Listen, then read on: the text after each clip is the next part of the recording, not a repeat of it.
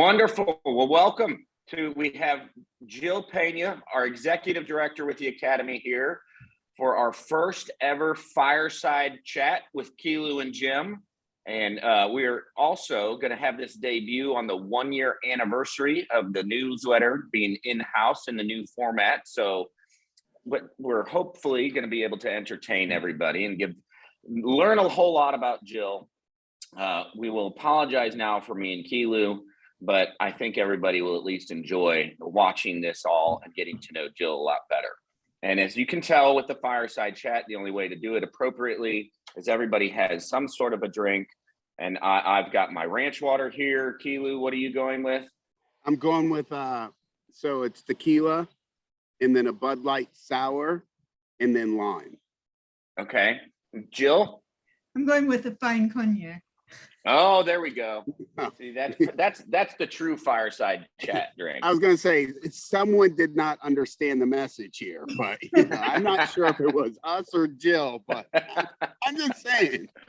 This is all great. Well, Jill, we get some time here. It's a free open format, essentially, just to learn a lot more about you as our executive director. Been here 3 years, as we were just saying. What do you enjoy the most about being with the Academy? I think it's the personalities. It's so much fun for me to be involved with people who are so passionate about what they do that it makes it fun for the staff to kind of be a part of that and feel like we're contributing to the success of the Academy.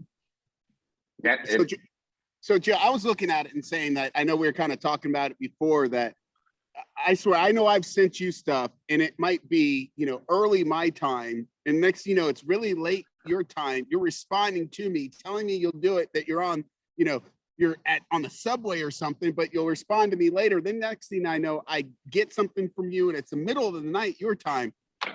It seems to be you do everything. So if you were to take someone off the street and say, I'm the executive director of the AAML, and this is what I do, how would you describe your job description to an outside person? Because we just think you walk on water, but tell it to a lay person. I guess I would describe my role as the mother superior, since I'm kind of involved in like all the aspects of the Academy. So with a small staff like we have, nobody is dedicated to, I'm just doing finance, or I'm just doing committees, or I'm just doing sponsorship. Everybody has to take on a lot of roles, but my role is to make sure that everybody's doing what they have and that I'm a resource for them when they need help. So I'm kind of like, I'm the mother superior. You come up to me, I will bless you and have you do what you do. And allowing people to kind of go forward and do what they want to do, I think has been very successful in these last 3 years. I don't think we ever would have known that we had the talent on our staff that we have had without their ability to feel comfortable about going out and trying something new. And will it work? Mostly it does. Sometimes it doesn't. But you're never going to grow unless you allow yourself to make errors. It's been amazing too, because with you and Mary and all this and bringing our newsletter in-house has been, it is a huge switch from all of those that ever saw what we did before. And it's absolutely incredible and ever evolving. And as Kiilu said, it also helps that you don't sleep. And the emails are just 24/7, essentially. We were just chatting about that at, you and Mary talking at 3:30, 4 o'clock in the morning, as you're just getting your days started. It is impressive as can be.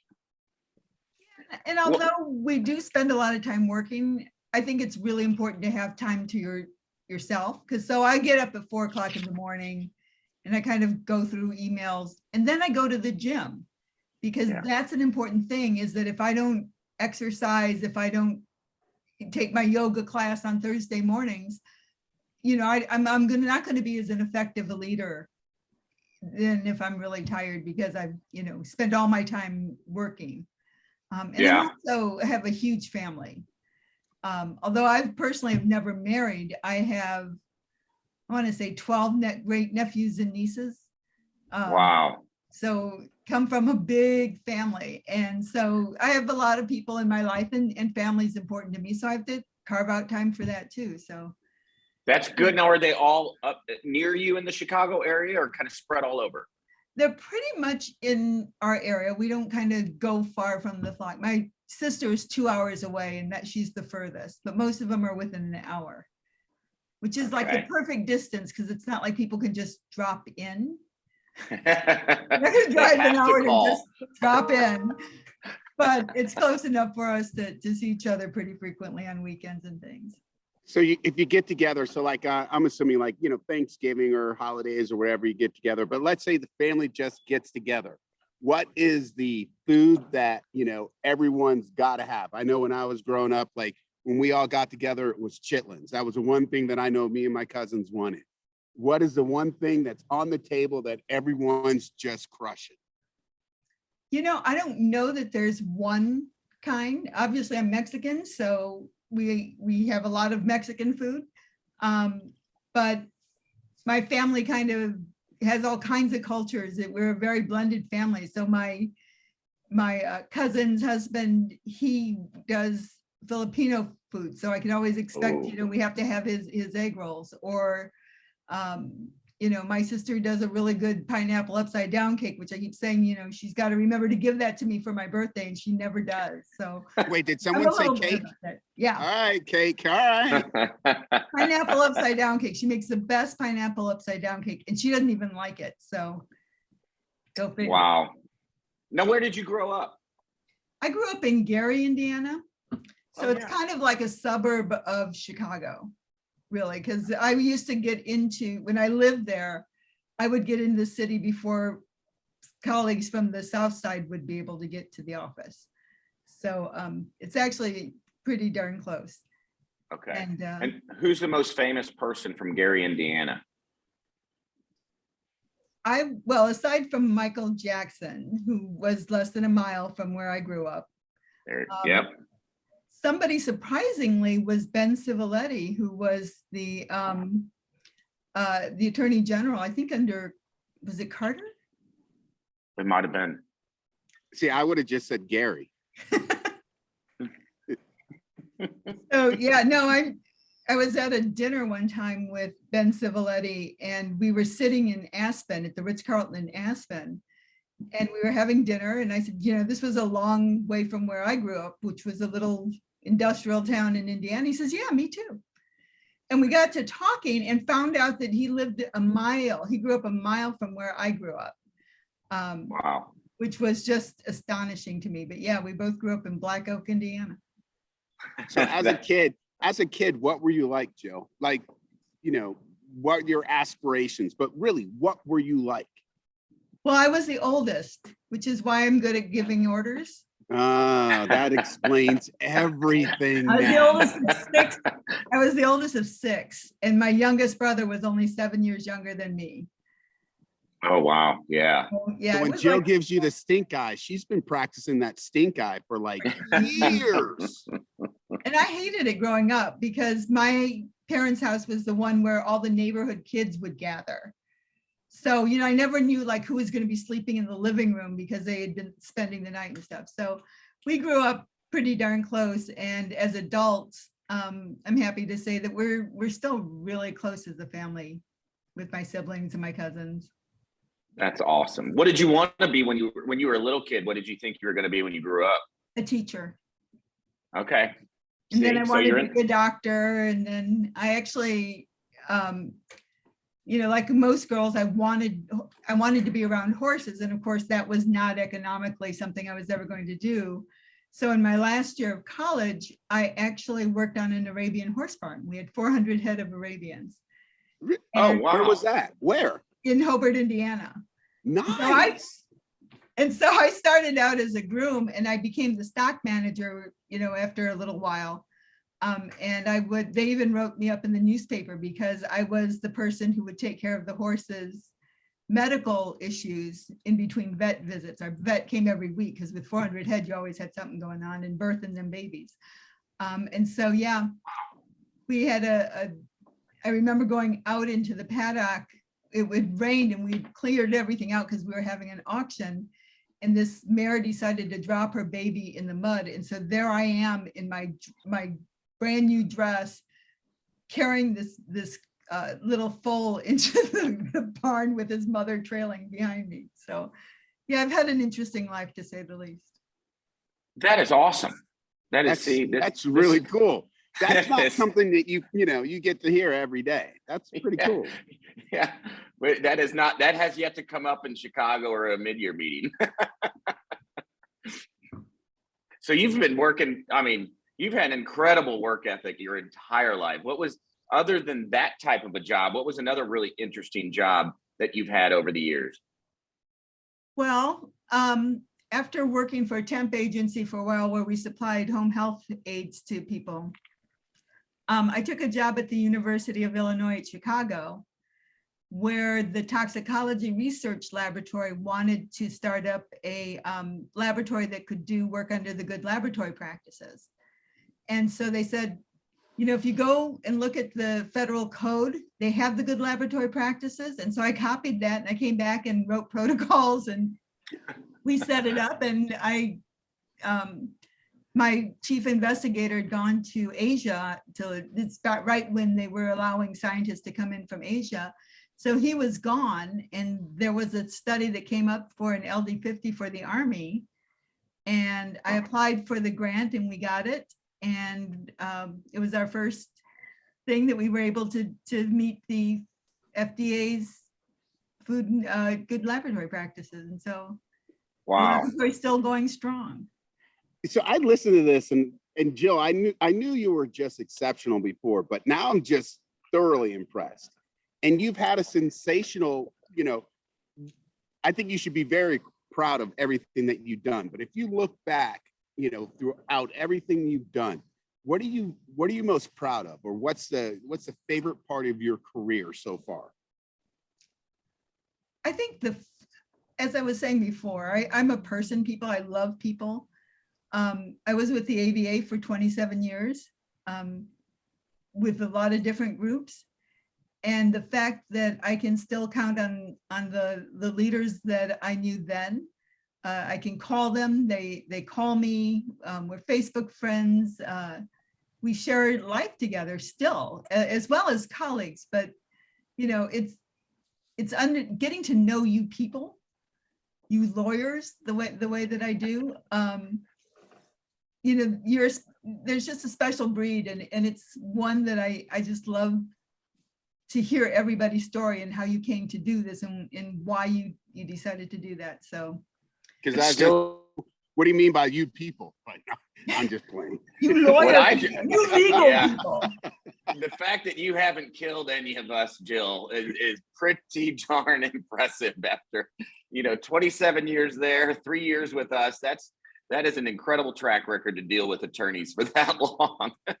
Yeah, and I don't know how you do it, because I honestly don't even like attorneys. I couldn't be around them for that. I could barely be around me for that long. When I was with litigation, the first chair of the litigation section that I worked for was Michael Tiger, who was the lawyer for McVeigh, wasn't he? For one of the Oklahoma bombing. Really? Yeah. So. Wow. So some intense personalities. Very intense personalities. And aside from one that we've hung in effigy, we generally have had a good run of leaders. What's your favorite sport? Well, let me ask you this.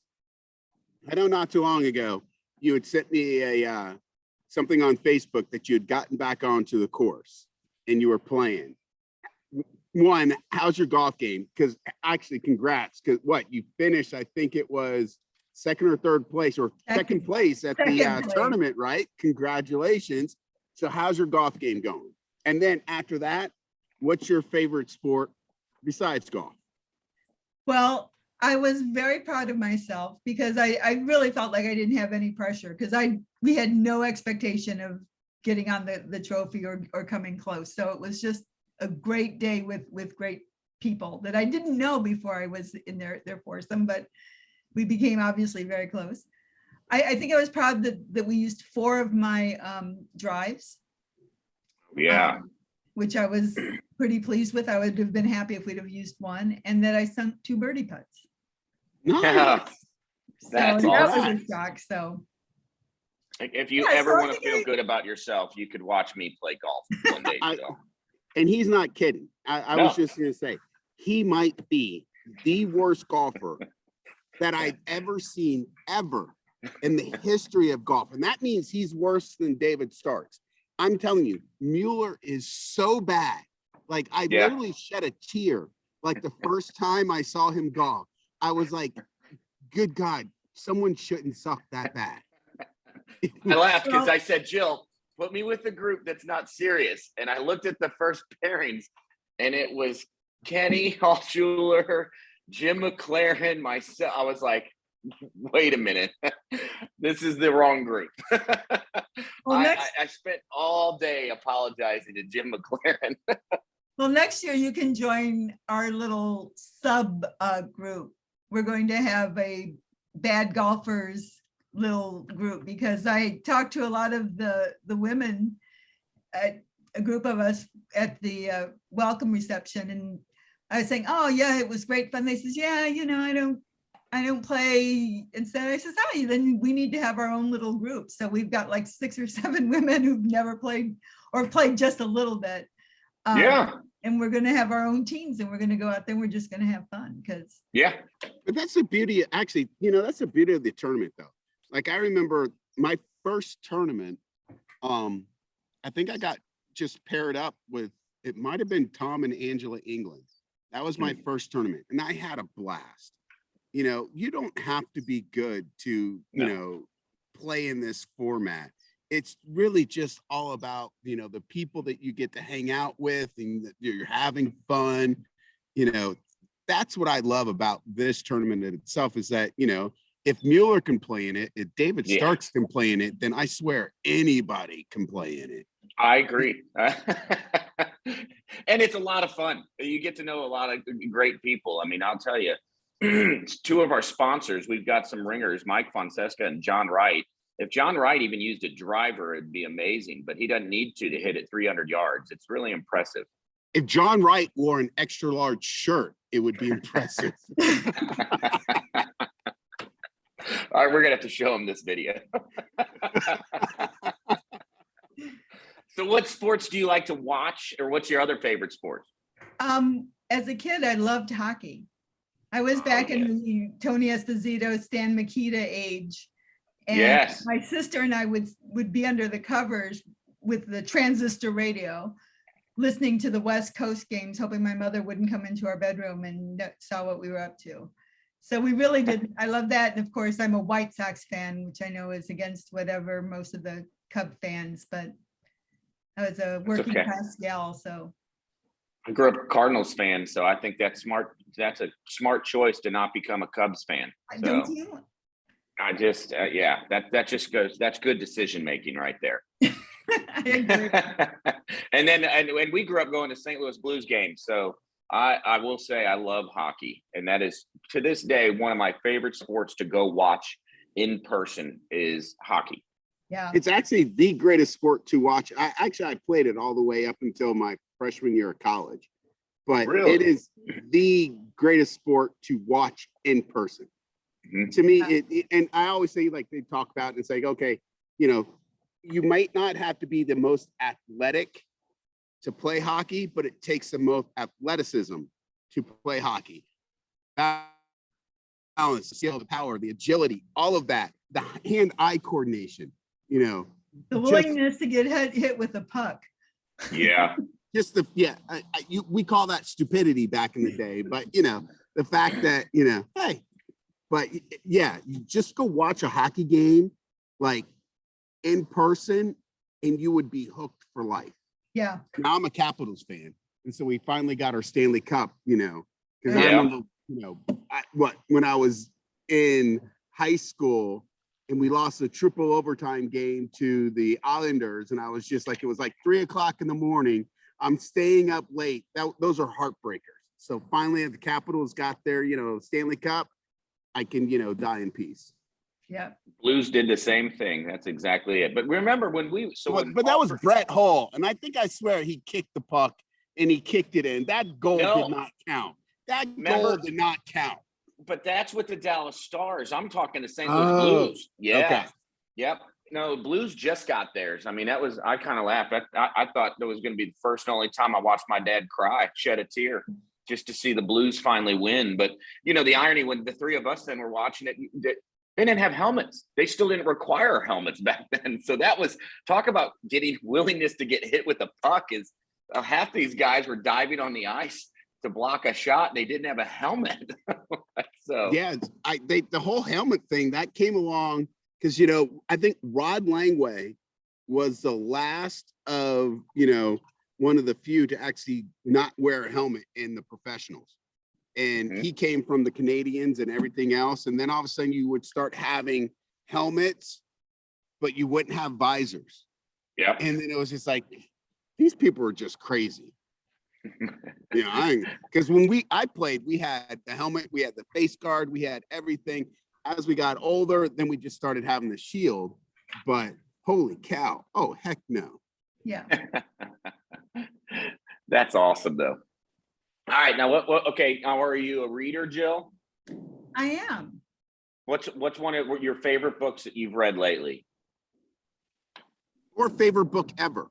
Yeah. Oh, well, favorite book ever is hard because, I'll read pretty much anything. Like I like historical romances, but I also love history. So I've got like Abraham Lincoln. I just love anything written about him. And actually his poetry is, you tell the man was depressed, but it was really awesome poetry. But yeah, so I love Eric Larson, those kind of history. The Devil in the White City was one of my favorite books. And so I'll read about anything. Okay. I was talking with Sasser about that. He's obviously a voracious reader, and I'm an audiobook guy. So that's it's kind of that's how I get through books. I figure I'm one of these that's like, I read all day long. By the time I get home, I can listen to something, but then I watch mindless television. So what's one of your favorite what's one of your favorite TV shows? Pretty much like Midsummer's Murders. I love the British crime shows. Really? Mainly, yeah. Well, that and Forensic Files. I mean, everybody's got to love the Forensic Files. I mean, but I think everybody has fallen asleep to multiple like shows of Forensic Files. Like absolutely. That's just like a given now. But Midsummer, those crime shows set in England, you see the beautiful gardens, and it just makes all of us here in the Midwest just very jealous because we don't have those kind of gardens here. But you're really into gardening. I am. You have a green thumb. Well, I will say I'm grunt labor when it comes to our garden. My sister-in-law, my niece, and my roommate, they plan everything. I'm just kind of like there to weed and collect things and photographs, because that's my other hobby that I really enjoy is doing photography. And what you do, you've got a pretty nice little setup with your camera and everything else, and you took some fantastic pictures for mid-year, and so that I want to thank you. But yeah, you do have some skill and talent. Well, I love the fact that we can put them in a place where anybody can go and look, because you want to see pictures of yourself. Let's be honest. You want to get those pictures. You want to see your kids. You want to see your wife, and so yeah, to have those in a place, as Mary figured out where to put them so that people can just go and just go through them and see them. I don't know. Some people don't want actual files of the events that might happen. So I'm not gonna say everybody wants to have pictures of themselves. Hey, we've got a good one of the three of us. That one came out great. That was awesome. Yeah. We've had this past mid-year was great. Carrie couldn't have dialed in any better weather, but we kind of laughed. We went to Hawaii. We've done all Mexico and that. Kiilu had a good question he was wondering is, would you rather vacation in Hawaii or Alaska? Alaska. And why? Alaska, see? Yeah, because you can get out and see wildlife, and to me that's, as a photographer, you can't beat that kind of thing. Although Hawaii is beautiful. I was gonna say Hawaii. There's you get some whales, and I'm not gonna lie, you can get lots of poke in Hawaii, and I'm sure you could probably get in Alaska, but sometimes it might be light, sometimes it might be dark. I'm not sure if I'm down with that. Like with the salmon running, I'm absolutely in Alaska, but Hawaii, come on. Best place I ever golfed, really, I think, was the American Club in Kohler. Number one, you had to go to every bathroom on the course because they were all done very lavishly. It's Kohler, right? When we were there, it was in the fall, and the salmon were jumping in the river that was right by the golf course. As you shot into these unbelievable vistas. That's actually why I signed up for the golf tournaments, is because every location we have ever gone, it is absolutely beautiful. And I mean, I'd much rather be outside and enjoying myself, typically with a cigar, because I have to distract something from my golf game. So the views are absolutely. I was going to say, because Mueller, you suck. I know. That before. You're literally the worst golfer I've ever seen. So the fact that you even want to come out onto the course, I tip my cap to you, because you're some people have to have no shame, Kiilu. That's just how that works. And I'm good with that. But Jill, do you fish? Kept saying he was putting me with the worst. He says, your staff, do you mind going with people who, and I said, no, sure, whatever. And we came back. Yeah, exactly. Yeah, but we also have to admit, Kenny did something with that stuff behind closed doors that no one really knows, what he did. But hey, I'm not bitter. But his Cracker Jack Dakota ring box, whatever he's got. Well, I'm gonna go in and I'm gonna come out and he's oh, here's your winner. But so, Jill, do you fish at all, or have you fished or anything else like that? Fishing is not something that I particularly enjoy. I've gone with my sister, has a house on a river, and so she likes to throw a line in, and she does enjoy fishing, and I enjoy watching her. But I'm sitting there with a book while she's fishing. Okay. That's interesting. Yeah. So if you were I've got to assume that, Jill at one point was, just this crazy, you're out there singing karaoke or whatever. If you were walking up to a karaoke stage, what would you be like? This is my song. Or if you were looking at it and saying, this song came on, I'm jumping up and singing it no matter what. That's hard because I actually do sing. Wait, hold on. Let's go back to that one. What do you mean you sing? Well, I sing in our church choir, and I've done some just small solo stuff. This is awesome. I did not know that. Yeah, we have 100 voice choir, and so not karaoke, but the best thing I ever did was Beethoven's Ninth. When you got to that one choral part, was awesome. But my favorite karaoke memory is being at a bowling tournament, because my family bowls, and my brother, who'd been a little overserved, I would say, got up to wanted me to get up and sing with him Ebony and Ivory. Oh, Paul McCartney and Michael Jackson. Is the best song I've ever heard in my life. It is definitely always going to be one of my favorite karaoke moments. Oh my God! We might have to come up with an event. Can you hit a few bars of that? We might need to come up with a little karaoke machine in November and just see, that could be, new fellows orientation. It's a little smaller group. Maybe we could do it. If we end up at the game room, we'll just set up a little karaoke in the back. That'll be perfect. I think we have to tell them, in order to move to the next level, that they have to do, one song of karaoke. I like it. I worked for a firm that was their, if you were your first year working there on the firm retreat, you had to get up and sing a song by yourself. Let's just say I'm not a singer. I sing better than I golf, but that's, again, a low bar. I was gonna say something like that, but then I was like, Kiilu, you beat that horse long enough. You know, everyone knows how bad you are. But so Jill, what you were talking about before is like, so like you have like a family gathering and everyone's gonna have, you know, different food. If you looked at it and said, what would be, you know, your favorite food or favorite meal? It's gotta be Chinese. I love Chinese food. And then 4 people, alive or dead, that you'd want to share that meal with. My parents, because I miss them so much. Both died really, really young. We'll count that as one. We'll count that as one. We'll count my parents as one. I would, you know, that's a hard question.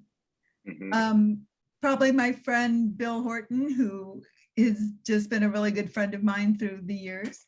My roommate Pat. So that would be the 4 of us for dinner. That'd be awesome. All right. I like that. I like that. Where would you guys go? What is your favorite vacation spot? Ooh. It's hard to say a favorite vacation spot. I could say a favorite vacation that we've had, which ironically is not one that I would have thought. It was when we took the kids to Universal Studios. It was they were finally at the right age where they enjoyed it so much that we went morning till night. Everybody slept great, but like to watch them finally enjoy everything and to see Harry Potter world and to have them do that, it was great. And we had Lisa woke up with me because the Hagrid ride was new. She got up with me at 5 a.m. We went to the park before it opened and we sat there and everybody sprints from when they opened the park to get all the way back to the ride. We waited 3.5 hours in the pouring rain. She was not getting out of that line. So that was still I would say that was probably one of our favorite vacations ever. But if other than that, I would say anywhere in Italy. Rome has probably been my favorite vacation spot ever. See, now if I don't answer that question with something involving my kids, I just sound like an ass. So my favorite vacation is that time my family and we were just together and we were having the greatest time. I didn't think about that. Yeah. Come on. Now, I don't know. I think, I don't know if it's one of my, favorite vacations. I would say like, one of my best memories or trips that, you know, we've been on as a family is when we had the mid-year in Panama. I heard that was fabulous. Yeah, my mom's Panamanian. She actually was, you know, Olympian and everything else. And so I actually had other family come. So we stayed a little bit longer. And then we were able to, you know, I'd been back to Panama before, but this was a little bit different because my mom at that time had passed away. And so, you know, my aunt came, you know, my sister was there. And so we stayed longer and we got to really see more of Panama. And so, and my kids got to experience that because my K2, my oldest, he was the only one born when my mom passed away and he was still really young. Mm-hmm. And so he was only like 1.5 years. So when we took this trip, they were able to get closer to my mom, which, you know, really meant a lot to me. And so I look back and, you know, it's someplace that, you know, for me, if you're asking where's my favorite vacation place, it would be someplace that I could fish, someplace that I could golf, and someplace that I could spend time with the family, that they have all of that, you know. And that's where I was also thinking like Alaska might be a good one, just because it has all of that. You know, Hawaii, yes, but not so much. But Panama has that. So, you know, that would be my ultimate, you know, experience would be someplace that we could do all of that and my family still have fun. Yeah. Hey, now, how about that, Mueller? I know, I was going to say, that was a good one. That was really good. You know what? Okay, now if you're traveling, do you go, what do you prefer? Car rides, like car trips? Do you prefer flying, train? Is there any of those? I actually enjoy car trips quite a bit, although, it's hard to drive your car to Europe. Yes. So I'm with you on, I would take Florence over Rome. Okay. Loved Rome, but Wait, Florence hold on. was unbelievable. Disagree with that. So I'm taking, you should have stages. If I'm going straight for the sightseeing, I'm doing Rome, because you could spend like so much time in Rome and not see it all. If I am in my 20s, I'm doing Florence, just because, that's the place when you're young. If I'm like taking my wife or my girlfriend, then I'm doing like, Venice, because that's so I don't know if I'm taking just any of these places. You got to give me some like parameters as, am I 20? Am I single? Am I there just for sightseeing? What am I doing here? I mean, I guess my favorite place to go is Berlin. I love Germany. Oh, Leipzig, really? And, it's an amazing country in my opinion. And I like the fact that they don't hide their history. I mean, it's in your face when you go and you see pieces of the wall, or you see what they have. I mean, to me, that's just one of the things that I really admire about Germany. Mary's going to cut this out, but there's no critical race theory there. I think they done dealt with that, baby. I was going to say, as I was just having a conversation with somebody that there's no such thing as critical race theory. It's actually called history. But either way, I digress. I haven't been to Germany, but I like international travel. I've gotten to, I didn't do it really as a kid, and so I certainly love it now. My dream, though, was to go to Scotland. So, I mean, it was absolutely everything that I had ever imagined it would be. Did you play golf? Yeah. I played the new course. I did not play the old course at St. Andrews, but I did play the new course. Come on. You didn't invite me. Come on. What's going on with that? Yeah, no, but I mean, going up into the Highlands and Inverness, it was just stunning. Olivia says it's the most beautiful country. I would agree with her. Yeah. See, I can tell you right now, one, they will not let me into Scotland or anything like that, because I will just be running around and saying there can only be one. That's all. I'd be running around with the swords. That's it. Hey, if that's the reason they're keeping you out, they don't know you very well. But I like the fact that when you're on we did a bus tour, and I like the fact that they hated the English people, so but they liked the Americans. Oh, interesting. At least over the English people. It's all relative. It's all relative. That is awesome. Okay. So Jill, we are learning more and more about you, and I'm gonna ask this question, and I'm sure you're gonna say something, but do you collect anything? Is there something that you're like, hey, this is what I collect? I'm not a collector. Really? I'm really not. And I think I get that from my mom. She was never a very sentimental piece, you've got to have your grandmother's china and stuff. So when my father died and she got rid of the house, she got rid of everything. So she moved in with my sister. She had her bedroom, she had her books, and that was it. Interesting. And everything else. And so when she passed away, there was like no fighting over who gets the good china and stuff. That had all been handled years before. So yeah, I don't really collect a whole lot of things. Interesting. Now, if you could win the lottery, let's say you won the lottery, what then would you do all day long if you could?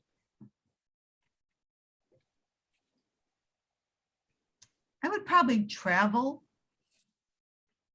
Yeah. So You can, My you family can play, every you can play the old course at St. Andrews. I played the old course. Well, you know, if I'd have gotten there in a timely manner, but I took the train the wrong direction. But yeah, I mean, my family every year has a family camping trip. So in July, we get 100 people together and we go camping.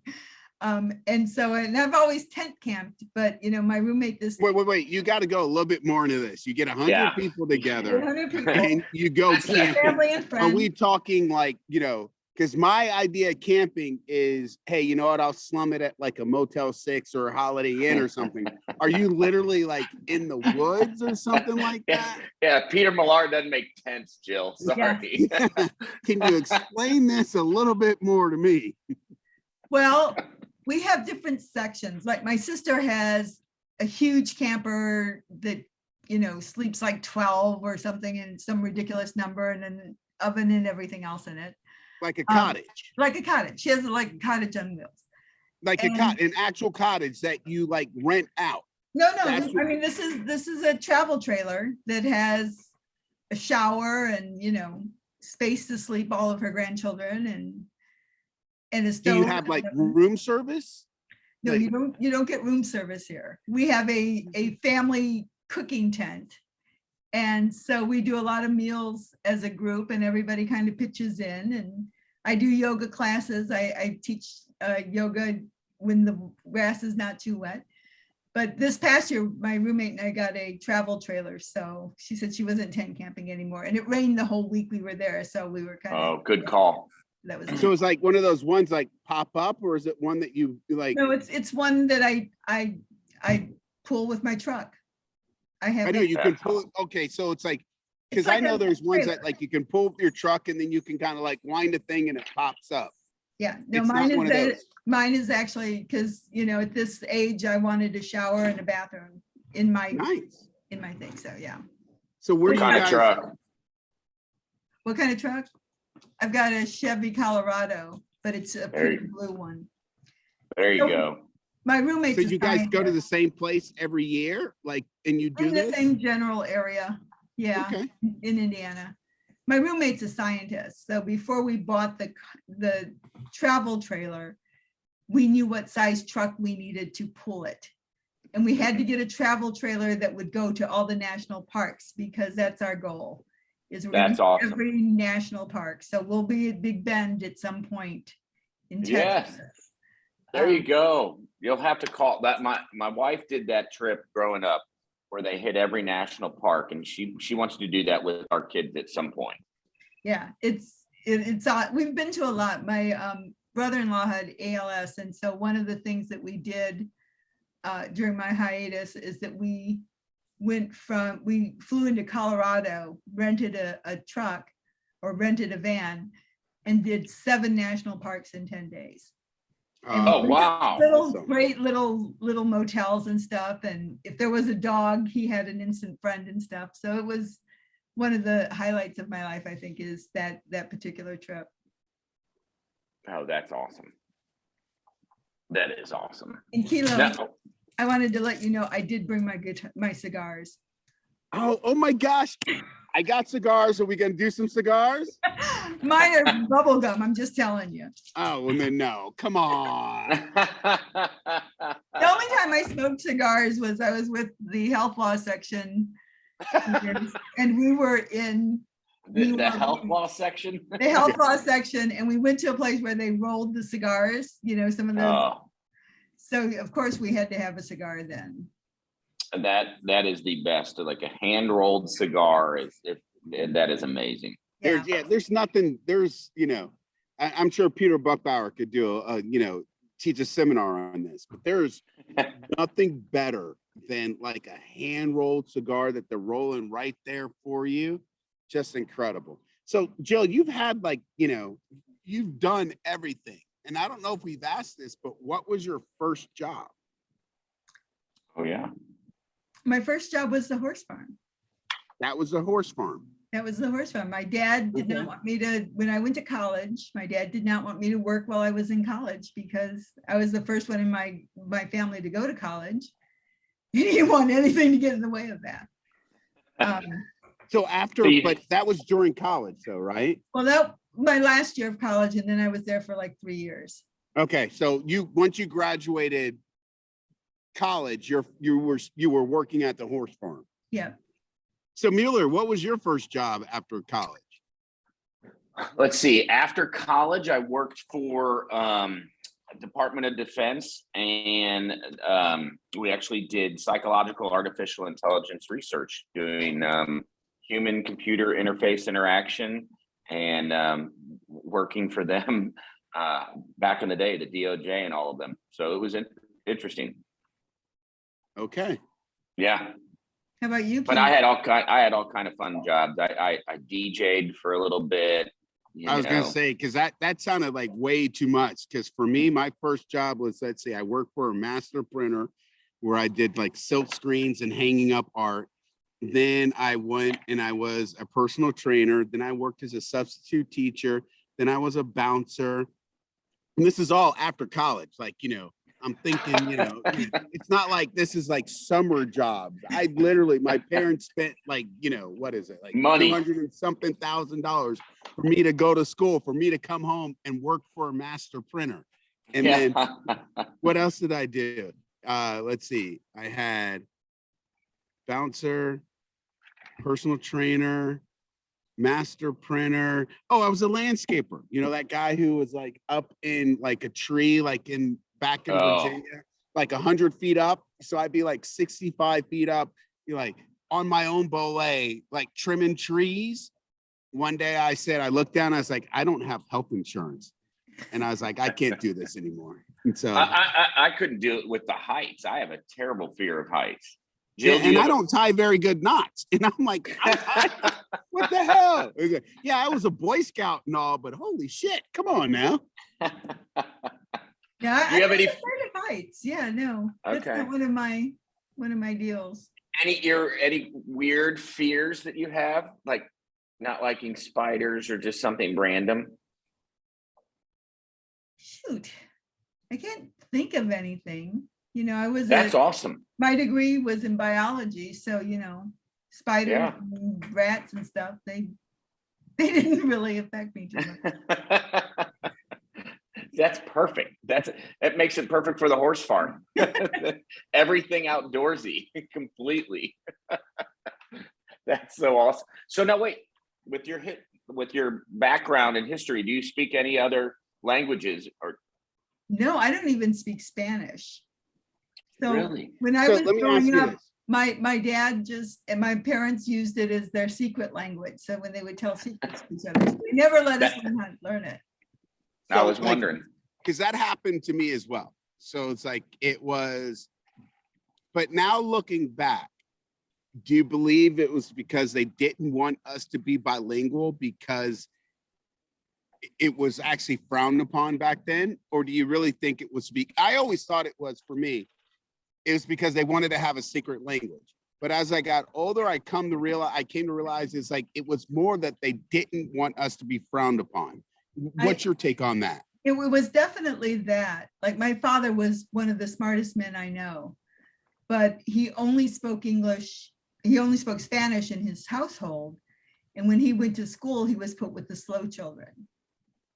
And so I think that had a really big impact on, my mother was a stickler. You didn't say ain't. That was not an English word, so she was very much, you had to speak correct English grammar. And I think that was part of the culture of not quite being able to advance as much as they would have liked to have advanced, as they should have been able to advance. Yeah. What did both your parents do? My mother was a secretary, and my father was a mill worker. Okay. So. Wow. Now, did any of your other siblings end up going to college as well after watching you? My sister did, and she's got her she's an MBA, and she works for US Steel, where she's in charge of some computer stuff. But yeah. That's awesome. Yeah, the next generation definitely went, more into college because it was. Yeah. Once you learn how much fun school is too, that's why I laugh. My kids are going to realize there's plenty of time to be in the real world. Enjoy school. And I hated high school. I hated high school, but Really? I loved college. In college, I felt like I really came into myself. Yeah. And history was your favorite all the way was my through? favorite. Yeah. So History what was was your second? So if you say history was your favorite subject, what was your least favorite subject? calculus. I can tell you that. That's math. Math is your least favorite subject? Not math, calculus was. My degree was in biology. Okay. Yeah. So, you know, and I like chemistry and stuff, but man, calculus kicked my butt. Yeah. Oh, what kind of music do you listen to? I listened to everything. Okay. I grew up on Motown. Oh, yes. So love Motown and I love opera. So That's okay. awesome. So you're saying if it's from Motown to opera, if they said, here's a group or a singer, and you can have a duet with them or you can sing with them. Kathleen Battle. Really? I mean, I had a cat one time who every time she sang Ave Maria, the cat would come into the room and be like in between the speakers, the best possible thing. And she would finish and he would get up and walk away. That's crazy. We had our song at our wedding was Lady Soul.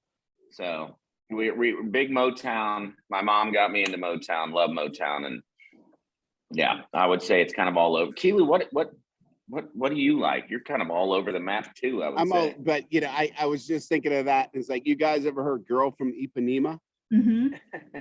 Sergio Mendez. It's one of my favorite songs. And my mom's favorite artist was Rick James. Oh. Will Smith, Chris Rock.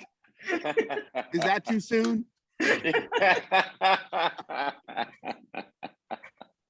So true. Okay, now would you describe yourself as a clean person or messy person? Clean. Clean. I can't leave my office with stuff all over it. It's got to be organized. I would have figured. Oh, and Jill, I just saw as we had Kiilu put his hand up. Do you know the story behind his bracelets? No, I don't think I do. This is a pretty good competition that I just learned about this mid-year meeting. Tell me about your bracelets, Kiilu. All right. So we have this bracelet right here. This bracelet is actually from the Phoenix Open. Within my house, within my kids, whatever, if we go somewhere and you get a bracelet, it is a competition to see who can keep it the longest. And we will keep it on till it's tattered, torn, whatever. And here's the greatest thing that I can tell you about it. It's like years and years ago, my oldest K2, I can't remember how old he was, but I'm coaching him and I send him in to pitch and the umpire comes out and he has to take off. He's got like this bracelet on that one of our competitions. He's like, you got to take that off because it's protruding from your glove. He looked over at us with just this like sense of that he had to take it off. That's how much it means. I can tell you that when we were just at the hotel in California, you know how you had the little things that you could just get in and use it. My daughter waited until we took ours off to return them to the hotel so she could take hers off last and say she won. That's how bad it is. That's a great tradition. Yes. So this is the Phoenix Open, which took place in February? Yeah. I And was so gonna Tara say. and I went to that, so we still have it on, and it's not coming off anytime soon. You will see me in Chicago, and I will still have it. Those are I'm some almost fun. That's some fun little traditions like that. You know, those are always good. Do you have any weird? Not that yours is weird, Kiilu. You know, do y'all have any fun traditions like that as well? I don't. We really don't. Yeah, we really don't. We're gonna have to start something. My brother loves April Fool's Day. I mean, that's his favorite thing. So I always have to be leery when I talk to him, and I always talk to him on April Fool's Day at some point. And this year was no different. He says, not an April Fool. His new truck just got dinged by a gate. So it's not an April Fool, not an April Fool. But usually that's his. Yeah, you have to be scared. You gotta be leery about that one. So true. So, do you drink coffee? Yes. I don't know if okay, so you drink coffee. I don't know if you go to Starbucks or not, or whatever. If you go to Starbucks or Dunkin' Donuts or wherever you go to, if you walked into your coffee shop, what would be the one celebrity that you would like to meet in that coffee shop?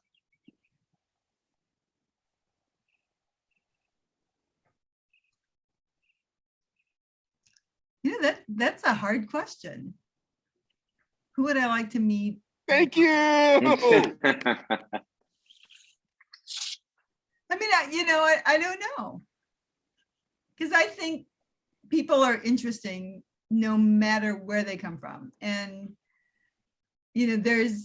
I take the train in. So on my route home, there are always the same homeless people, and to speak to them and to talk to them, you know a little bit about them. So, it's interesting to see the same people, and they ask, and if I'm like, I was gone in Phoenix, I came back and Alice goes, "Are you okay? I haven't seen you for a while." That's awesome. So you got to have those relationships. And I just think people are interesting, and everybody has a story, and learning their stories and being open to listening to their stories makes life real.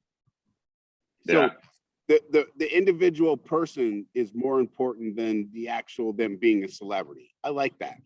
That's awesome. That's a great answer. I don't know if I've ever heard that answer to a question like that, but I ain't gonna lie. I'm stealing that from here on out.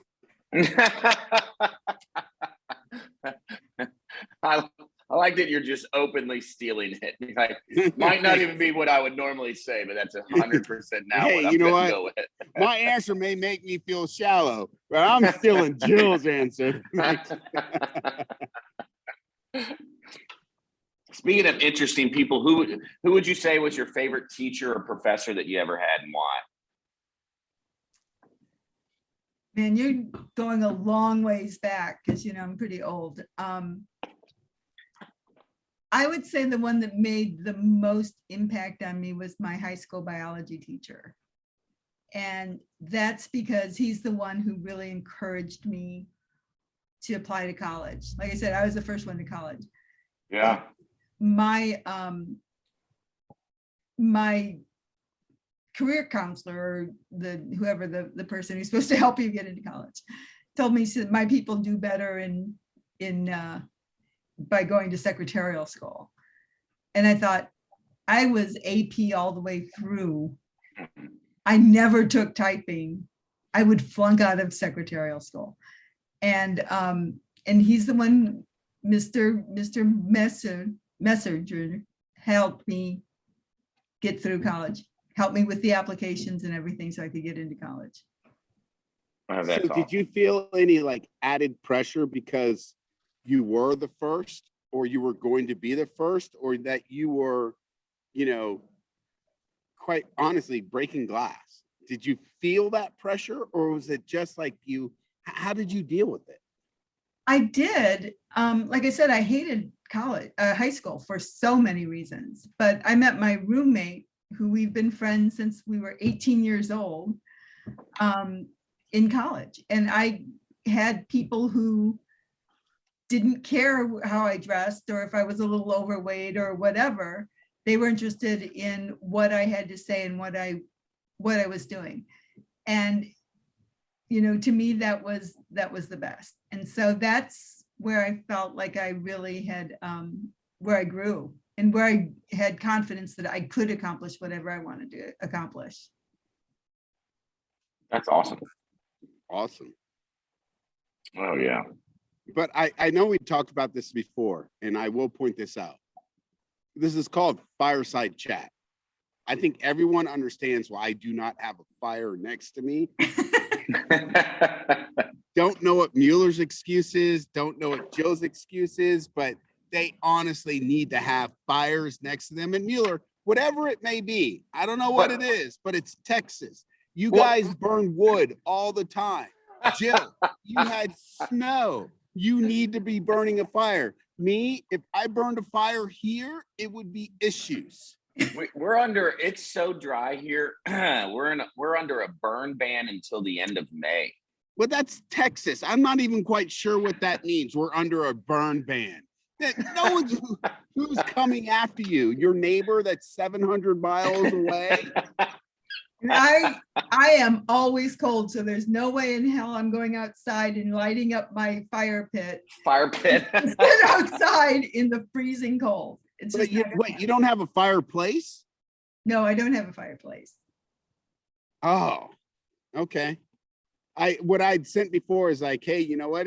It's hot out here, so I'm gonna have to like maybe sit in front of the TV with a fire behind me.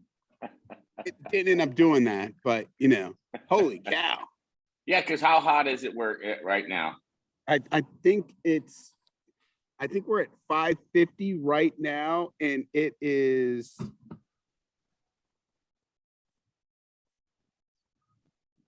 let's see, 85 degrees. Yeah, that's right. We're right at like 80, but we're getting a cool breeze coming in now. Yeah, So. anything We're at colder, I'm gonna have to go 42. put on a sweater. We're at 42. Oh, 42 and you know, it snowed the other day. You were saying that's crazy. Well, and you know, we've done our Easter egg hunt in the snow. And so my sister, who's really one of the brightest people I know, was late with her Easter egg hunts. And so we're in the snow and she brings her eggs, which she hasn't dyed because she just got them out of the water. And she's hiding them, as we all did, in the snow. But the kids could find hers because it would melt the snow around the egg. That's awesome.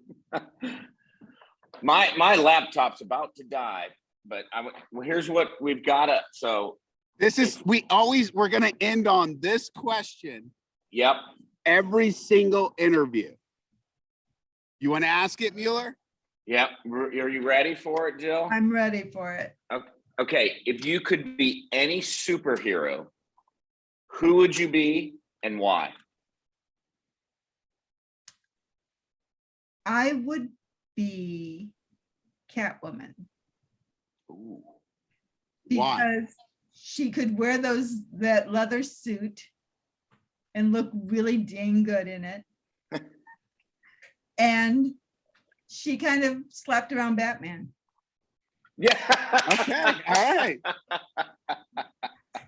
He slapped around the rich guy and looked dang good. All right. Okay. I'll go with that. I like that. I tell you what, and clearly you could tell we're not prompting anybody with any questions ahead of time. That's the best part about all this is how much we got to learn and go through all this. I mean, Jill, this is amazing. We'll have to just do this again and not record it, but you know, we'll have a blast. This is just the beginning. This has been so much fun. And I don't think, Mueller, I don't think we could have picked a better person to have the kickoff of the Fireside Chat. Jill, thank you so much. and hopefully Mary does not edit any of this and you guys get to see all of it, because this has been an absolute blast. Well, I It have has. enjoyed it, as I've enjoyed getting to know both of you so much, along with everybody else. But you know, We love Kiilu it. and Jim, we've just had a really great relationship, and I'm just so happy to be part of it. Absolutely. Definitely. This has been awesome. Thank you all Seriously. so much. And Jill, I will have my wife, send you emails and be like yelling at you and saying you had him drinking way too early on a Friday. Tara can call me. I can. You know what, Jill? We'll text Tara and tell her to take some video tonight and send that to us. This will be great. We'll get Kiilu singing karaoke. Yeah, Absolutely. I'll be singing Michael Jackson from Gary, Indiana. Perfect. Hey, All thank you right. so much, Jill. Thank you. It's been a pleasure. This has been awesome. I've had Thank a you, blast. Jill. Thank you. All All right. right, y'all have a great night. Bye. See you guys. Bye.